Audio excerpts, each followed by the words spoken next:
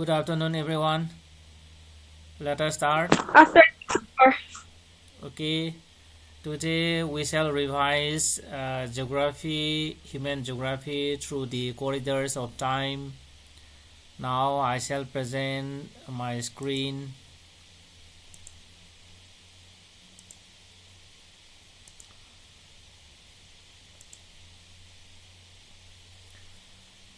Remember, we have been revising chapter 1, human geography, nature and the scope of your NCERT textbook, fundamentals of human geography.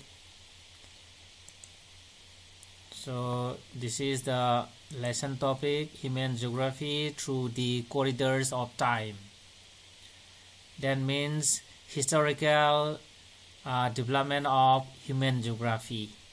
Okay, so let us read here.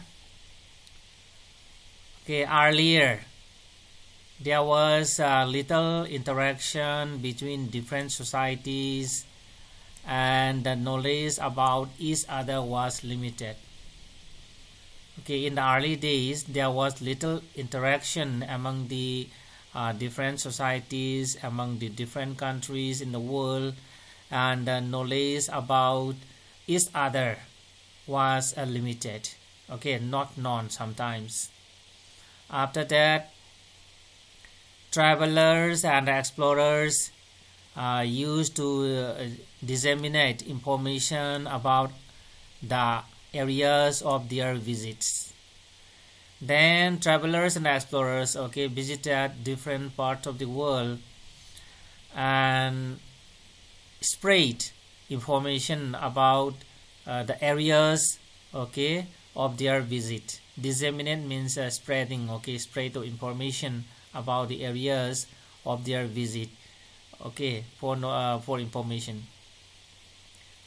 Navigational skills were not developed and voyages were fraught with dangers because technology was poor at that time, and knowledge of navigation was also poor, and that is why voyages, the ocean going voyages were very dangerous. Then in the late 15th century, witnessed the attempts of explorations in Europe, and slowly the myths and mysteries about countries and people started to open up. So as we discussed earlier, there was a time that people had little knowledge of other areas, and so they suppose a lot about the other areas, but so slowly, all these myths and mysteries of about other areas and about other people were solved. Then the colonial period provided impetus to further explorations in order to access the resources of the regions to obtain inventorized information.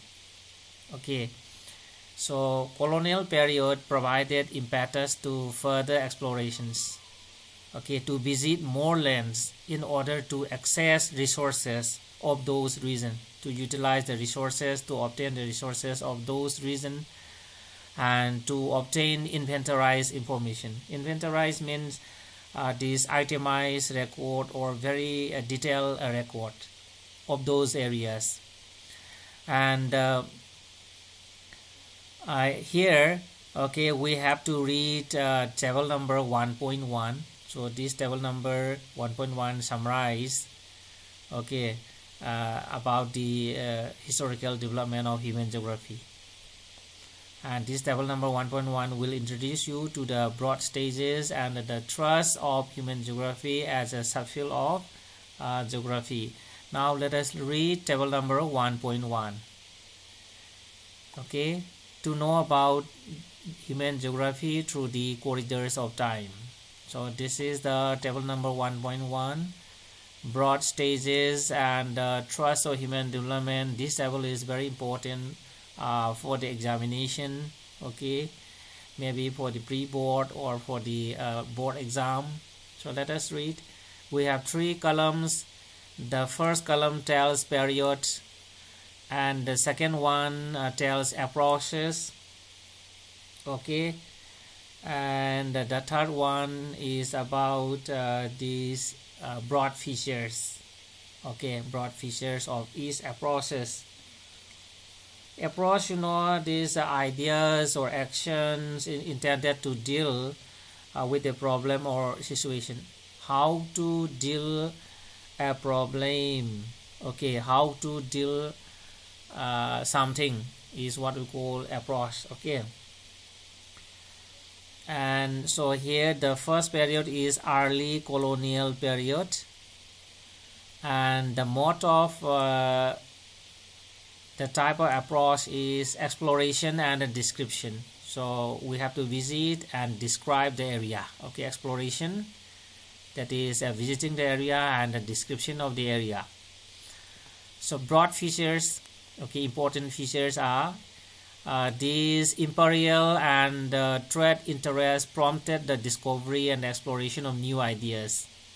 So their main objective was okay, about colonialism, to colonize the other areas, and for trading, okay, for trading, trade interests prompted the discovery and exploration of new areas, okay.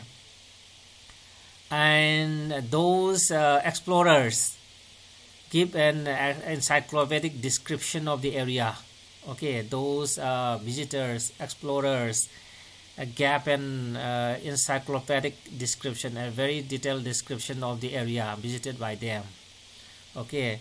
And this encyclopedic description of the area form an important aspect of geographers' account during those time. The next one we have this later colonial period, okay. The type of approach is regional analysis, and here according to this approach, okay, elaborate description of all aspects of a region we are undertaken, okay. A very detailed description of all aspects of a region. All aspects here may be about landforms, about climate, about river system, about agriculture, industries, and so on, about people, settlement, everything, okay. So for every region, okay, for every geographical region, they gave a very detailed description of all those aspects. And the idea was that all the regions were part of a whole, that is the art, and so understanding the part in totality would lead to an understanding of the whole. And last time also we have discussed about this regional approach, okay. So their main objective was that all regions were part of the whole, means whole here means art, and so understanding of a region would lead to an understanding of the whole world, okay. Just here as we discussed earlier, so this is the art, and in case of regional approach we have to divide the whole art into different regions, and each region is studied in detail in all aspects, about landform, about climate, then about people, about settlement, okay. And the understanding of a region is very, very important to understand about the whole system, about the whole art, okay. So this was about this regional approach or regional analysis. Then we have this 1930s through the interwar period. Interwar, you know, the 2 world wars, okay. Here areal differentiation, so this was the main approach to the study of human geography.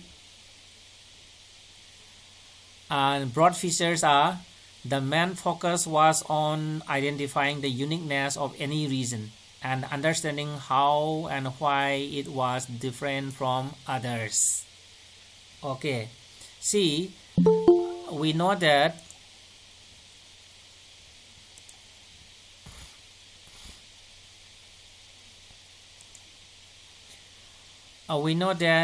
each region, okay, each region on the Earth surface is unique and is different from other region. Okay, as we have seen here. So each region, for example, this is a region, and this region is different from other region. So it has its own uniqueness, and this region has also its own uniqueness. Okay, and understanding how and why this region was different from other region is one of the most important topic, okay, to the study of this human geography.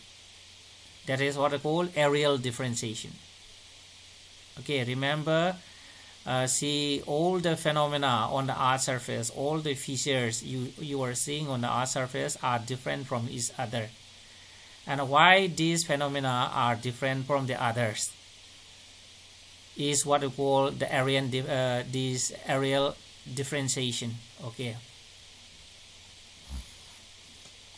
Next, we have these late 1950s to the late 1960s, and here the approach is spatial organization. Okay, so here a spatial organization, actually this is the way a group or a phenomenon is arranged on the surface of the Earth. Okay, and see, for example, in geography, space got organized with the help of means of transportation and communication. Let us see here how space is organized. Space, you know, space means an area on the Earth surface. For example, this is a space. This is an area on the Earth surface, and here we have okay, say here, let us say we have we have a settlement here. Okay, so this is a settlement, and here we have other settlement here. Okay, so this is another settlement, and here maybe another settlement here. This may be a town or a village. Okay, and these settlements may be connected by these rods. Okay, these settlements may be connected by rods in this way. Okay, so in this way this space got organized in this case. So this is a space, and this space, that means this area is organized with the help of this means of transportation. Okay, and this is what we call a spatial organization approach. And here the important features are marked by the use of computers. So during the 1950s to late 1960s, okay, the study of geography was marked by the use of computers and sophisticated statistical tools. Different statistical techniques were used to analyze, okay, geographical phenomena. Then laws of physics were often applied to map and analyze human phenomena, and this phase was also called the quantitative revolution. That means a lot of mathematical and statistical techniques were used, and that is why the period between 1950s to 1960s was known as quantitative revolution.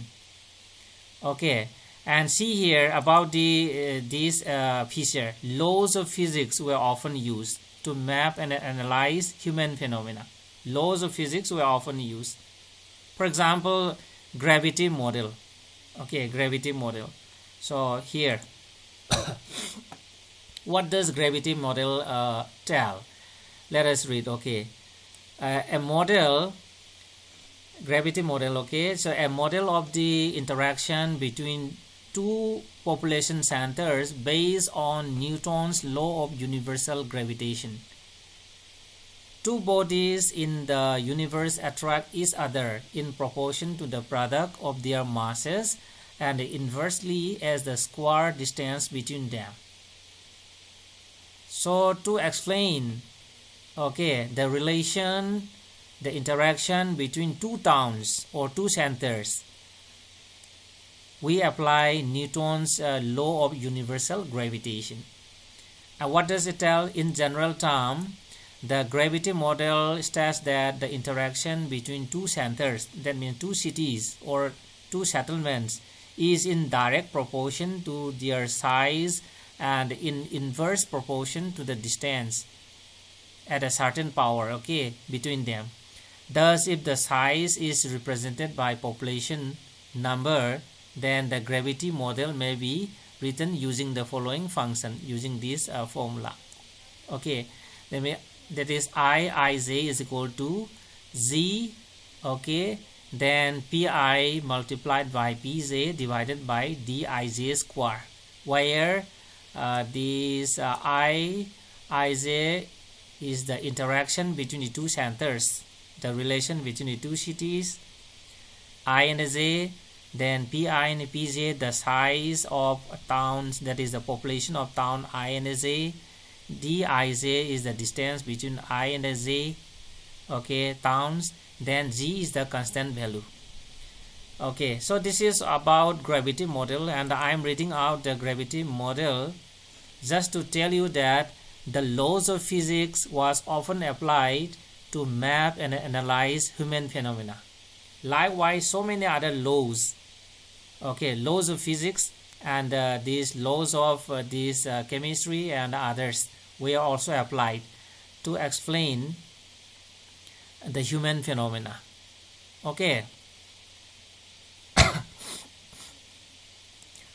Are you clear? Any question? It's clear, sir. Then next 1970s, the next stage is 1970s, and in 1970s there was emergence of three schools of thoughts.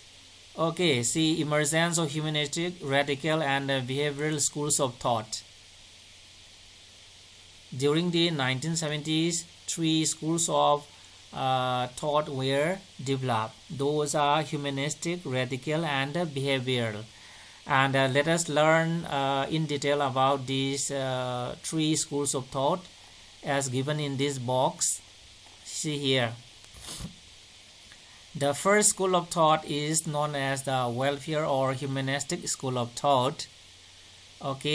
And so in human geography, the welfare or humanistic school of thought in human geography was mainly concerned with different aspects of social well-being of the people. And these included aspects such as housing, health and education.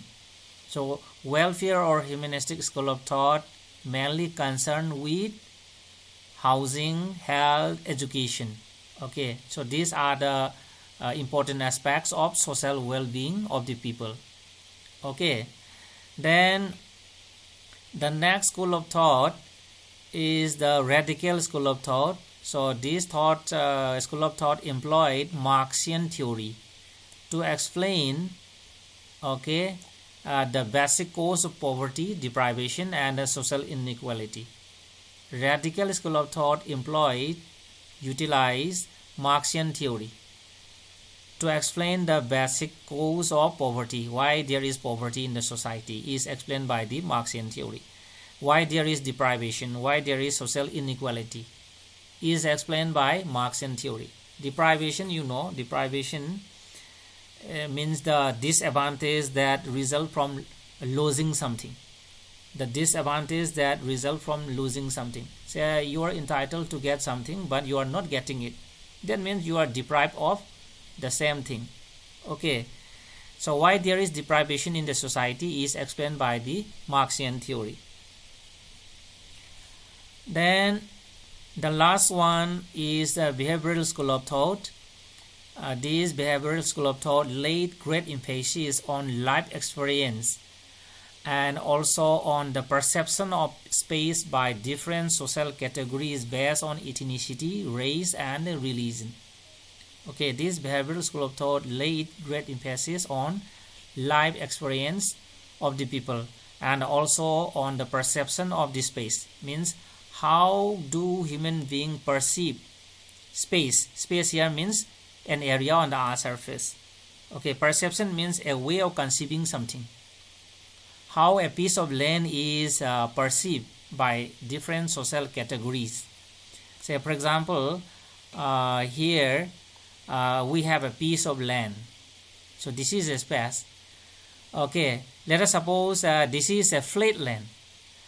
And some poor men, some cultivators may think that, oh, this land will be suitable for cultivation. Whereas to any industrialist, they may think that, oh, this piece of land may be suitable for construction of industries. To any educationist, so he or she may want to establish a school here.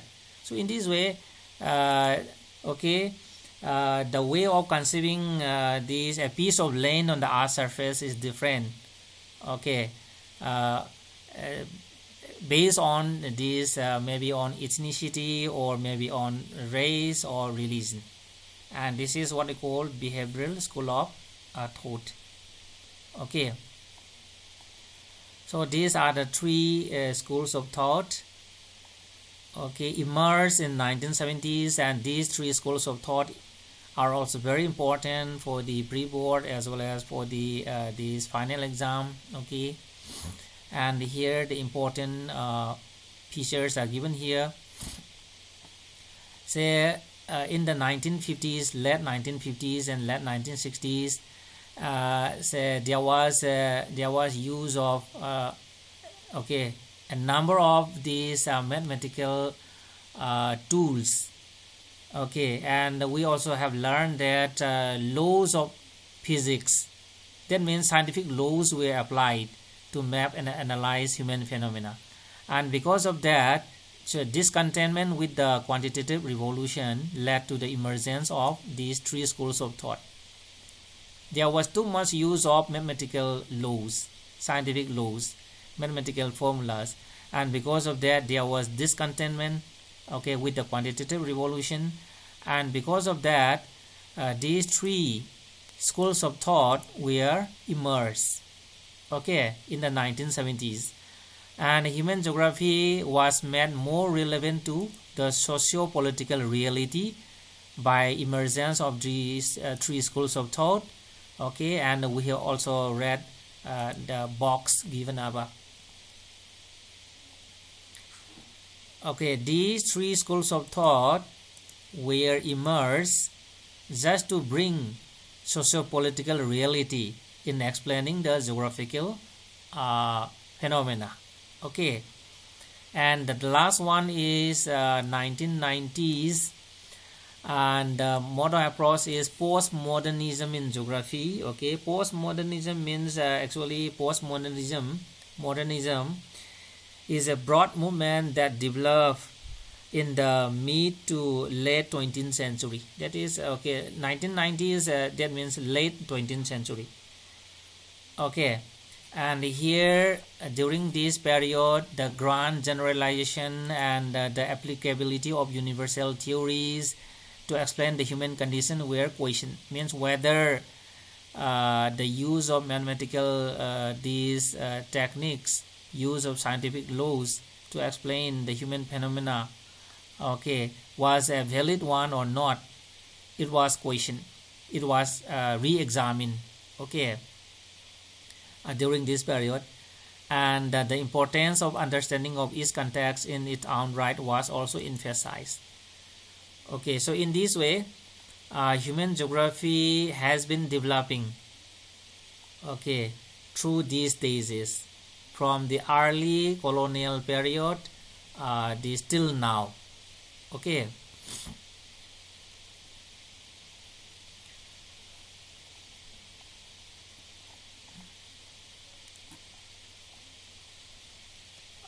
are you clear? Any question regarding this human geography through corridors of time?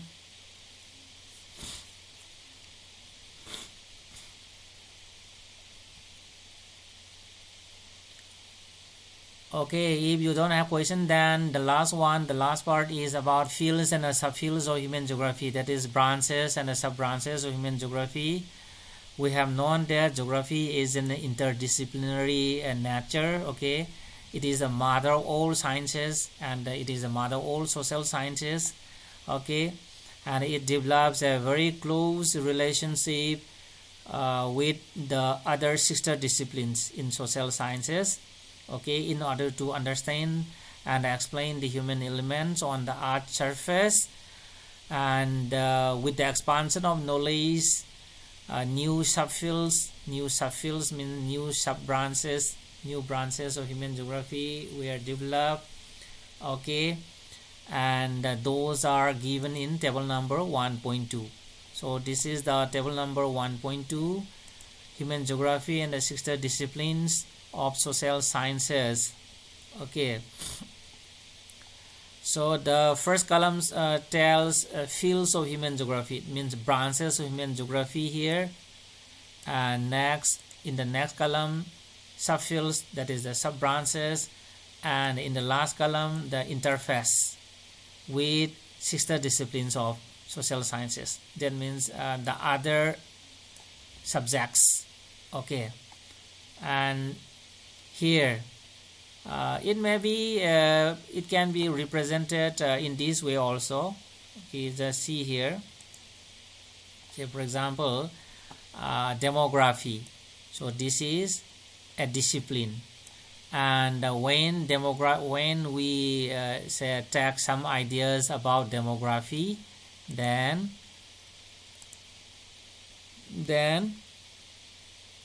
we get this population geography. Okay, and likewise when we take some knowledge from political science, we get a subfield of human geography known as political geography, and so on. Okay, and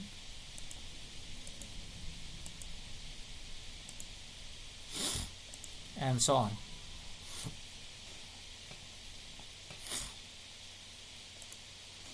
So let us read this table. Okay, so social geography, so we have interface, sociology, this is another discipline, okay, dealing about societies and people. Then when we combine human geography with the psychology, then we get behavioral geography. Okay, then when we borrow some ideas of welfare economics, we get geography of social well-being. Okay, then in this way we get geography of leisure. Okay, when combined with sociology. Then cultural geography, we get ideas from anthropology. Then gender geography, that is feminine, okay, study of women. We get ideas from these sociology, anthropology, then women studies.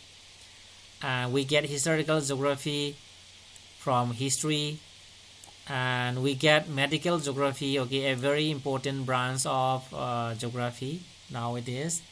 Okay, we get it from epidemiology. Epidemiology means actually this is a branch of medical science, okay, dealing with the transmission and the control of disease. Then we get urban geography here from urban studies and planning. Then we have another this field of human geography, political geography. Okay, we get it from political science. And we have got two more subfields, electoral geography from psephology. Psephology is a branch of sociology that studies election, okay, election trends, is bipolar, okay, is opinion poll, for example. Psephology means studies of election trends. Then military geography from military science. Then, as I told you, we get population geography from demography. Demography means study of population. Demos means people. Then we get urban, the settlement geography from the urban or rural planning. And okay, the last subfield is economic. Okay, the last field is economic geography. The last field of human geography is economic geography. Okay, we get ideas from economics, and we have 6 1 2 3 4 5 6. We have got 6 subfields of economic geography. Okay, we get geography of resources from resource economics, then geography of agriculture from agricultural sciences, then we get geography of industries from industrial economics, then geography of marketing from business studies, economics and commerce, geography of tourism from tourism and travel management, and geography of international trade from the international trade. Okay, so in this way we get so many fields and subfields of human geography from other sister disciplines of social sciences. Remember the last column. Okay, the last column, the third column explains, gives interface with sister disciplines of social sciences. So social geography has how many subfields? 1 2 3 4 5 6. 1 2 3 4 5 6 7. Okay, it is 7, not 6. Social geography has 7 subfields, and in the last column we have the interfaces. Okay, and this is the summary actually.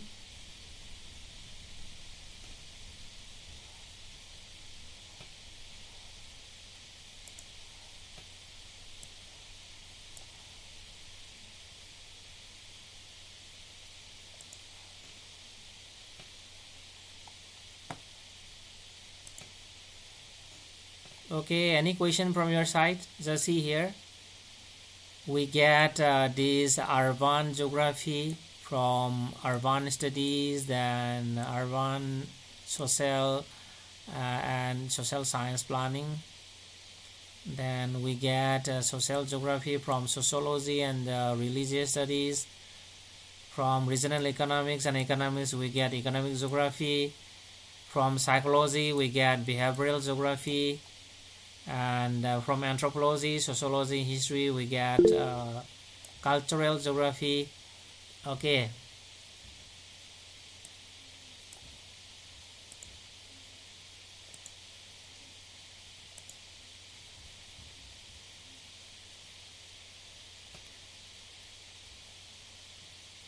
okay, that about graph reading.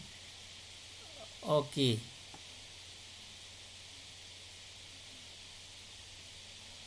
that one let me explain you after the class. Okay, and let us stop here for today. Thank you very much.